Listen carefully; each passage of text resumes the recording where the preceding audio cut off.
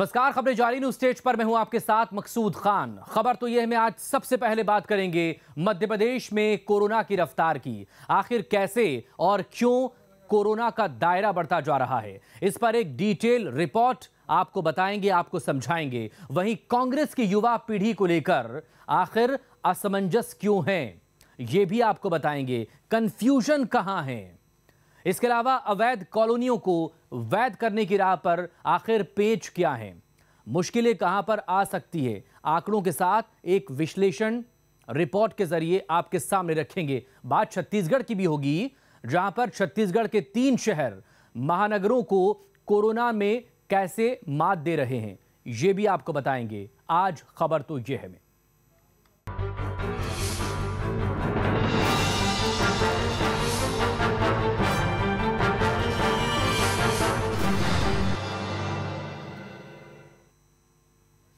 तो छत्तीसगढ़ के 3 शहर संक्रमण का रिकॉर्ड तोड़ रहे हैं। आलम यह कि संक्रमण के मामले में, कोरोना इन्फेक्शन के मामले में राजधानी रायपुर, दुर्ग और भिलाई महानगरों से भी आगे निकल चले हैं। अगर यकीन न हो तो यह रिपोर्ट देख लीजिए।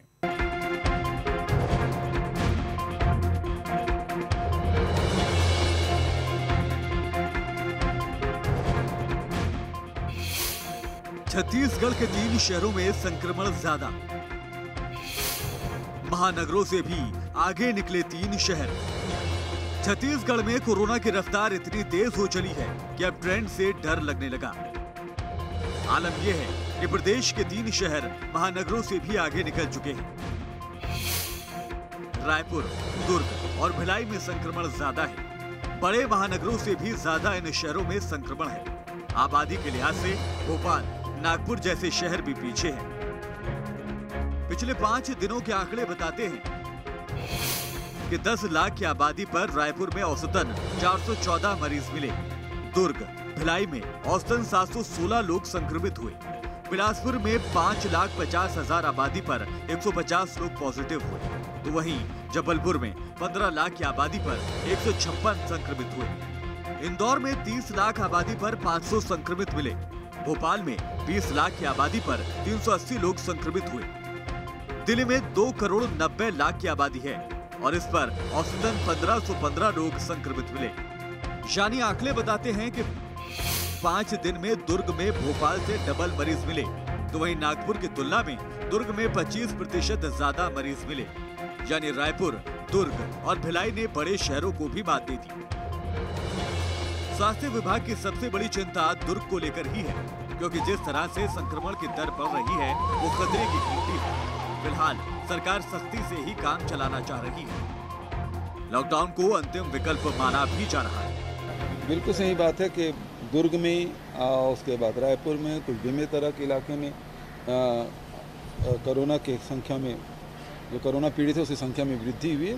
थोड़ी सी चिंताजनक है, लेकिन हम लोग लगातार नज़र बनाए हुए हैं। प्रशासन पूरी तरह से अलर्ट है। चीफ सेक्रेटरी स्वयं छुट्टी पर है,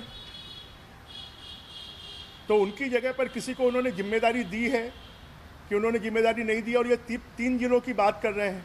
अभी तो आज के समय पर छत्तीसगढ़ के लगभग 15 जिलों से ज़्यादा में संक्रमण फैल रहा है, और इसलिए 3 जिले, 1 जिले, 2 जिले, ये नहीं, पूरे स्टेट के बारे में एक समन्वित नीति बनाकर और उसके लिए पूरी व्यवस्था करने का काम इस सरकार को करना चाहिए। और लोगों के जीवन को बचाने के लिए, लोगों के स्वास्थ्य की रक्षा करने के लिए सरकार को पैसों की कोई कमी नहीं हो। निजी अस्पतालों में भी अगर जो लोग इलाज करा रहे हैं उनको भी पैसा देने की आवश्यकता हो, क्योंकि अब सरकारी अस्पतालों में, एम्स में बेड समाप्त हो गए हैं। कहा जा रहा है कि प्रदेश में आने वाले 100 दिनों तक अभी कोरोना बढ़ेगा। इसीलिए सरकार ने एहतियात के लिए कोविड केयर सेंटर्स दोबारा खोलने की कवायद शुरू कर दी है। लेकिन सबसे बड़ी चुनौती ये है कि अस्पतालों में वेंटिलेटर बेड फुल होने लगे हैं।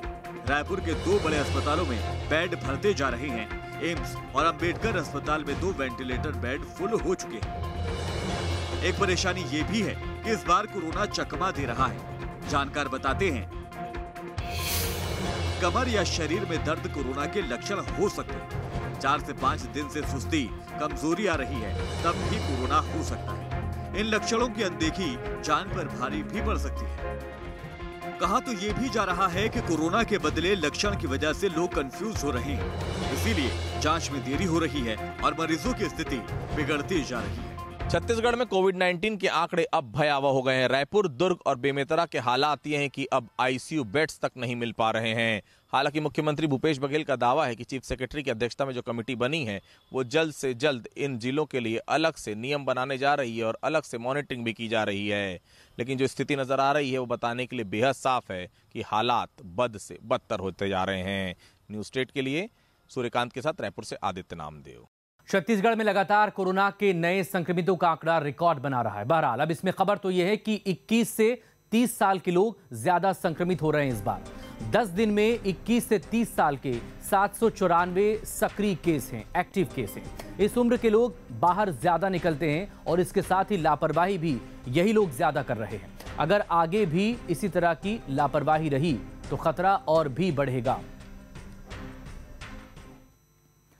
और कोरोना के फ्रंट पर अब बात मध्य प्रदेश की, जहां पर कोरोना बेकाबू होता नजर आ रहा है। मरीजों की संख्या में रोजाना बेतहाशा बढ़ोतरी हो रही है। कहा तो यह भी जा रहा है कि जांच बढ़ने से मरीज बढ़ रहे हैं। तो क्या यह माना जाए कि जांच और बढ़ी तो मरीजों की संख्या भी और बढ़ेगी?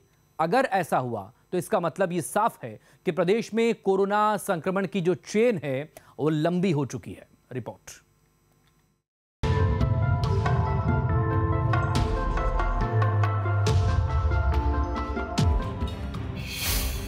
मध्य प्रदेश में 2 हफ्ते में बढ़े 3 गुना मरीज।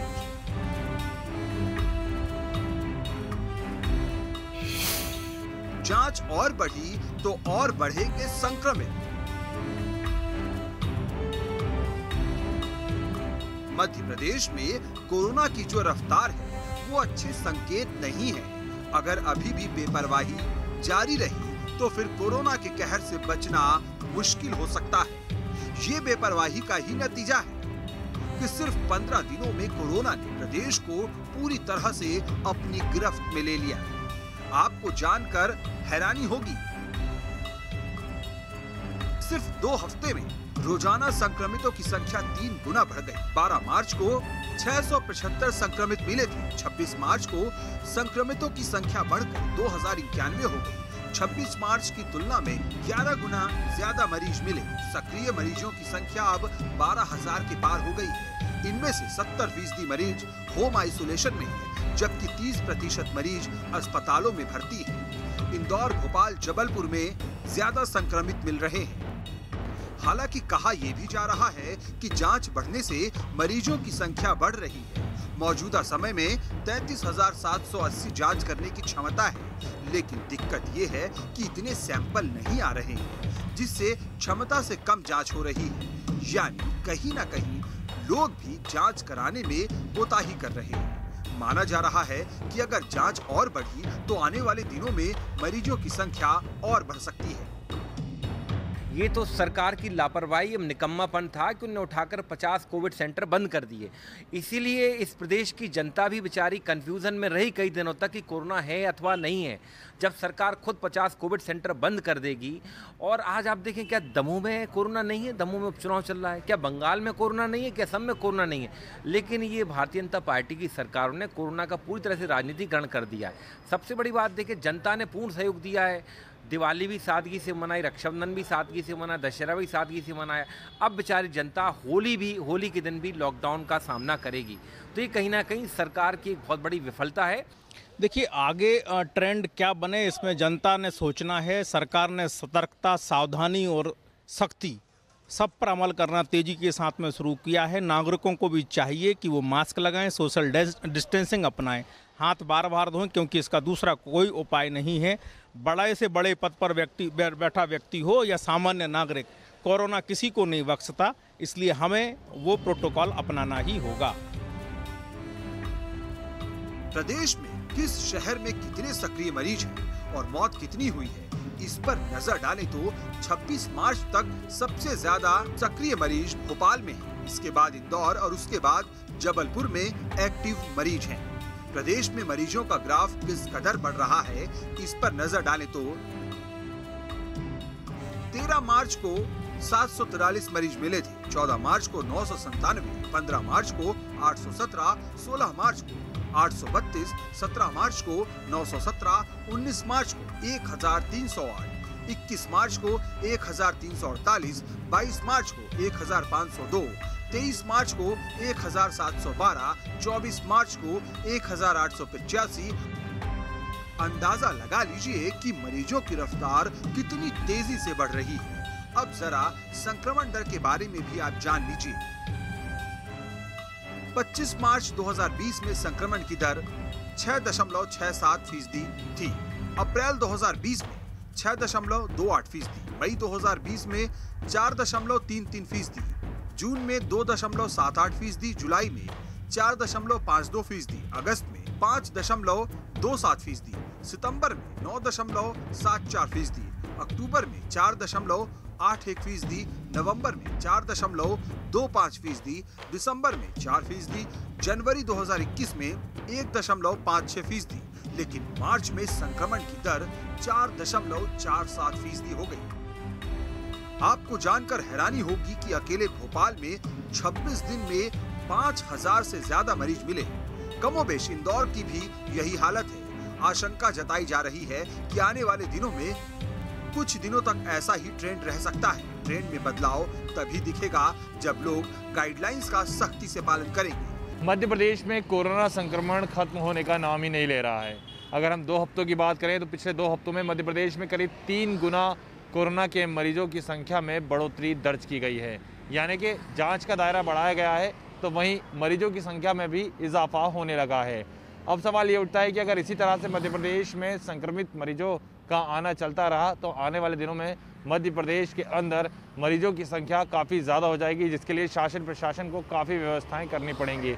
हालांकि सरकार पूरी मुस्तैदी के साथ ये प्रयास में जुटी हुई है कि कोरोना को ख़त्म किया जा सके, लेकिन देखना ये होगा कि इसके लिए मध्य प्रदेश की जनता भी सरकार का कितना सहयोग करती है। वीडियो जर्नलिस्ट अभय के साथ जितेंद्र शर्मा, न्यूज़ स्टेट, भोपाल। मध्य प्रदेश में लगातार बढ़ते संक्रमण के बीच खबर तो यही है कि मध्य प्रदेश में दरअसल महाराष्ट्र के जरिए कोरोना के नए स्ट्रेन की एंट्री हुई है। महाराष्ट्र से यात्री बसों की आवाजाही बंद है, लेकिन निजी वाहनों की एंट्री अब भी हो रही है। अगर सीमा पर लापरवाही हुई तो संक्रमण को रोकना मुश्किल होगा। और अब बात मध्य प्रदेश कांग्रेस की, जहां पर युवाओं को आगे करने को लेकर कांग्रेस में दुविधा है, असमंजस है, कंफ्यूजन है। ऐसा इसलिए क्योंकि ज्यादातर युवा नेता जो हैं वो पिता की सिंचित जमीन पर ही सियासत कर रहे हैं। अगर इन्हें पार्टी आगे बढ़ाती है तो परिवारवाद के आरोप लगेंगे। रिपोर्ट।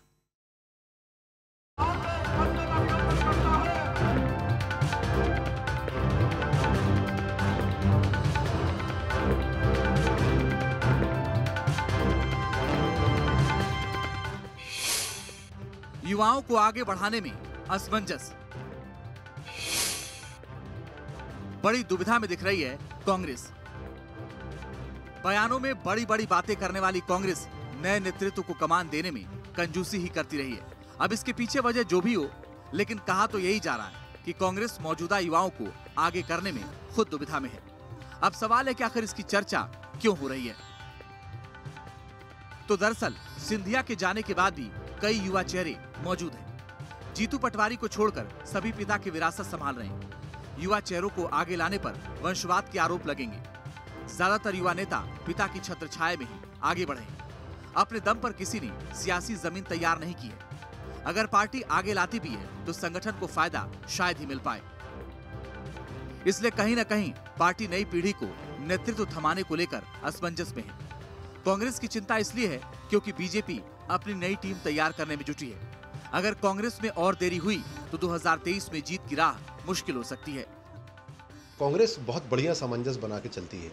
आप 2018 का चुनाव देख लीजिए, विधानसभा चुनाव, आप जबलपुर शहर में देख लीजिए, 60 वर्ष के अंदर की सारी टिकटें बटी, उसमें से अधिकांश टिकटें जो थी विधानसभा चुनाव की वो 50 वर्ष के अंदर की बटी हैं।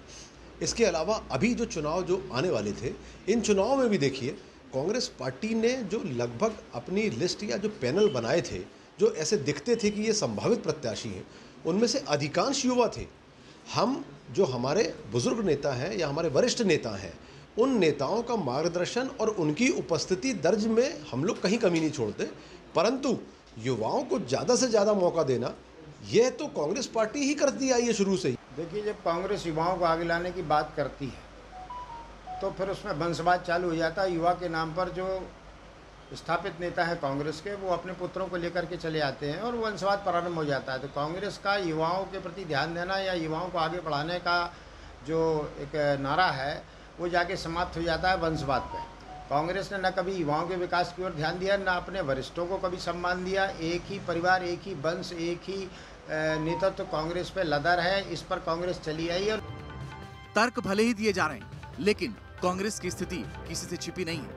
जहां एक ओर बीजेपी नई पीढ़ी तैयार करने में जुटी है, नए चेहरों को मौका दिया जा रहा है, पार्टी अगले 20 साल को ध्यान में रखकर नेतृत्व तैयार कर रही है, अपने दम पर आगे बढ़े नेताओं को बीजेपी मौका दे रही है, तो वहीं कांग्रेस में छत्रछाया में आगे बढ़े नेता ही कतार में हैं। कहीं न कहीं इसलिए कांग्रेस को जमीनी स्तर की युवा नेता की कमी अब खल रही है। हालांकि कांग्रेस ये दलील दे रही है कि बीजेपी में भी पिता की विरासत संभालने वालों की कमी नहीं है, लेकिन शायद कांग्रेस को ये नहीं भूलना चाहिए कि बीजेपी के युवा नेताओं को भले ही विरासत में राजनीति मिली हो, लेकिन उन्होंने अपने दम पर सियासी जमीन को सिंचित किया है। इसलिए बीजेपी भी उन्हें आगे करने में कहीं नहीं हिचकी। सिंधिया को भी सियासत विरासत में मिली थी, लेकिन जिस तरह से महाराज ने अपना कद बढ़ाया है उससे कोई अनजान नहीं है। सिंधिया में सियासत की अपार संभावनाएं हैं, तो वहीं कांग्रेस के युवा चेहरे पिता की छत्रछाया में ही आगे बढ़ते आए हैं। अगर इन चेहरों को कांग्रेस ने आगे बढ़ाया तो पार्टी में ही परिवारवाद के आरोप लगेंगे। कांग्रेस के कुछ चेहरों के बारे में आपको बताते हैं, जो युवा तो हैं, लेकिन वंशवाद की वजह से पार्टी आगे बढ़ाने से हिचक रही है। सबसे पहला नाम नकुलनाथ का। नकुलनाथ छिंदवाड़ा से सांसद हैं। पूर्व सीएम कमलनाथ के बेटे हैं। सीएम बनने के बाद कमलनाथ ने बेटे को अपनी सीट दी थी। इसी तरह जयवर्धन सिंह दिग्विजय सिंह के बेटे हैं। कमलनाथ सरकार में मंत्री थे, पिता की विरासत को आगे बढ़ाने के लिए तैयार हैं। विक्रांत भूरिया कांतिलाल भूरिया के बेटे हैं, यूथ कांग्रेस अध्यक्ष की जिम्मेदारी संभाल रहे हैं। इससे पहले अर्जुन सिंह के बेटे अजय सिंह को पार्टी मौका दे चुकी है। इसके साथ ही सुभाष यादव के बेटे अरुण यादव को भी कांग्रेस ने आगे बढ़ाया था, मगर ये अपनी ही सियासी जमीन मजबूत नहीं कर पाए, तो प्रदेश स्तर पर पार्टी को कैसे मजबूत करेंगे। प्रदेश की राजनीति में हमेशा कांग्रेस पार्टी पर वंशवाद के आरोप लगते आए हैं। अब तक जब जब युवा नेताओं को मौका मिला है तो बीजेपी ने उसे वंशवाद से जोड़ा है। हालांकि इस बात को कांग्रेस पार्टी सिरे से नकारती है, लेकिन ये बात भी सच है कि कांग्रेस पार्टी में बीजेपी की तरह सेकेंड लाइन तैयार करके नहीं रखी जाती, और यही वजह है कि पार्टी के अंदर गुटबाजी साफ नजर आती है, क्योंकि युवा नेताओं को मौका नहीं मिल पाता और वो समय समय पर अपनी नाराजगी दर्ज कर देते हैं। देखना होगा कि कांग्रेस पार्टी इस समस्या से कैसे निकल पाती है और क्या आने वाले चुनावों में युवाओं को मैदान में उतारती है। Durgesh Kumar, team news state. अब इसमें खबर तो यह है कि मध्य प्रदेश में कांग्रेस दिग्गजों की गुटबाजी में फंसी है। दिग्गज अपने दायरे से पार्टी को निकलने नहीं देना चाहते। नए चेहरे हैं भी तो वो दिग्गजों के बेटे और बेटियां ही हैं। अब इन चेहरों को आगे बढ़ाने से कांग्रेस के अंदर घमासान हो सकता है, और इसीलिए कांग्रेस युवा नेतृत्व को फिलहाल आगे करने से हिचक रही है।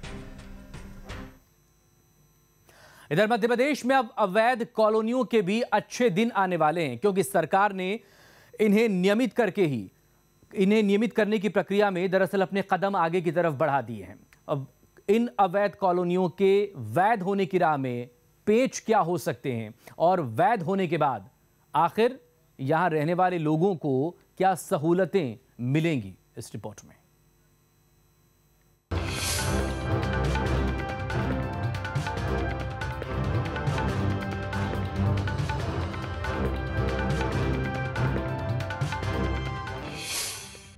शिवराज सरकार का सबसे बड़ा दांव, अवैध कॉलोनियां होंगी अब नियमित। शिवराज सरकार ने उन कॉलोनियों में भी विकास के रास्ते खोल दिए हैं जो अब तक अवैध होने का दंश झेल रही थी और विकास की किरणों से अछूती थी। फैसले के मुताबिक 6,876 अवैध कॉलोनियां नियमित होंगी। नक्शे से 20% अधिक निर्माण फीस देकर केस सेटल होंगे। वैध होने से बैंक लोन की पात्रता मिल जाएगी।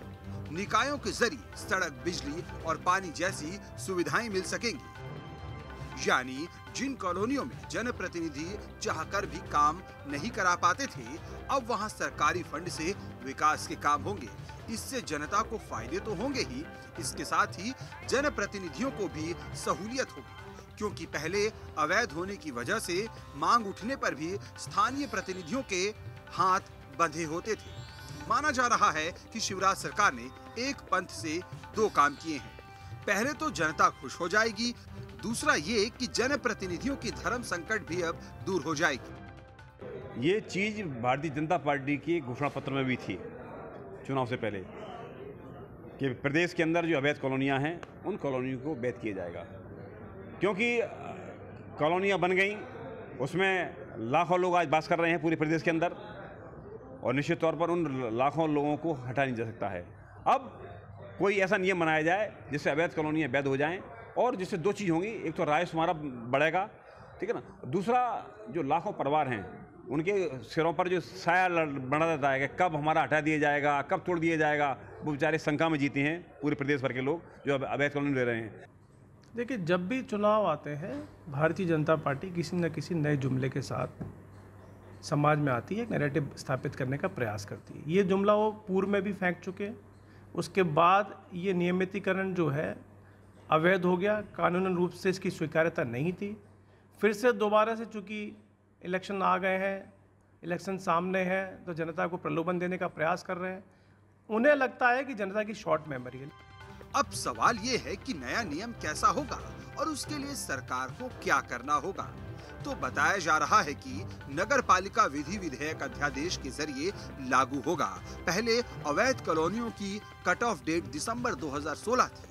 नए नियम में सीलिंग को बढ़ाने का प्रावधान होगा। चिन्हित कॉलोनियों का लेआउट और एस्टीमेट बनेगा। लेआउट जारी होने के बाद आपत्ति दर्ज के लिए समय मिलेगा। जन सुनवाई के बाद फाइनल लेआउट तैयार होगा। इसके बाद नियमितीकरण की प्रक्रिया शुरू होगी। कॉलोनियों के इंफ्रास्ट्रक्चर डेवलपमेंट के लिए एक मुश्त राशि ली जाएगी। नक्शे से 20% अधिक तक का निर्माण मान्य होगा। शुल्क लेकर अधिक निर्माण को छोड़ा जाएगा। नक्शे से 20% ज्यादा निर्माण होने पर तोड़ा जाएगा। अब आपको बताते हैं कि प्रदेश में कहां सबसे ज्यादा अवैध कॉलोनियां हैं। तो इंदौर में 596, भोपाल में 350, जबलपुर में 196 और ग्वालियर में 696 अवैध कॉलोनियां हैं। हालांकि अवैध कॉलोनियों को वैध करने में कई अड़चने भी हैं। इसलिए नगरीय प्रशासन ने पेंडिंग नियमों को मॉडिफाई कर नए एक्ट के ड्राफ्ट को मंत्रालय भेजा था। इससे पहले भी नियमों में परिवर्तन कर राज्य सरकार ने कुछ कॉलोनियों को वैध करार दिया था, लेकिन ग्वालियर हाईकोर्ट ने उस पर रोक लगा दी थी। इसलिए अब सरकार ने अध्यादेश के जरिए नियमितीकरण की प्रक्रिया को आगे बढ़ाने का फैसला किया है, ताकि सीलिंग और दूसरी अड़चनों को उसमें दूर कर लिया जाए। मध्य प्रदेश में अवैध कॉलोनियों को वैध करने का सिलसिला अभी से नहीं बल्कि पिछले कई सालों से चलता रहा है, लेकिन कॉलोनियाँ वैध नहीं हो पाईं। अलग अलग सरकारों ने लोगों को ध्यान में रखते हुए वैध कॉलोनी करने के वादे किए और भारतीय जनता पार्टी ने भी अपने घोषणा पत्र में अवैध कॉलोनियों को वैध करने की बात कही थी।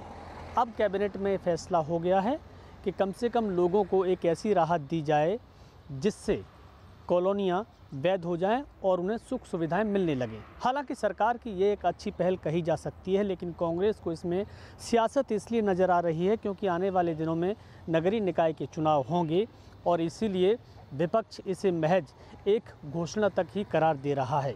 अब देखना होगा कि सरकार कॉलोनियों को वैध तो करेगी, लेकिन उस नेटवर्क को ध्वस्त कैसे किया जाएगा जो ले देकर अवैध कॉलोनियाँ बसाने का कारोबार करते हैं। Vinod Sharma, news station. अब इसमें खबर तो यह है कि कॉलोनियों को वैध करने की कोशिश पहले भी हुई है, लेकिन कानूनी पेंच की वजह से कोशिशें पूरी नहीं हुई थी। इस बार अध्यादेश लाकर प्रक्रिया पूरी करने की कोशिश हो रही है। अगर कॉलोनियां वैध हो गई तो सरकार की बड़ी उपलब्धि होगी और इसीलिए निकाय चुनाव से पहले इसे मास्टर स्ट्रोक माना जा रहा है। तो खबर तो यह है। मैं आज के लिए फिलहाल इतना ही। तमाम अपडेट खबरों के लिए आप बने रहिए हमारे साथ।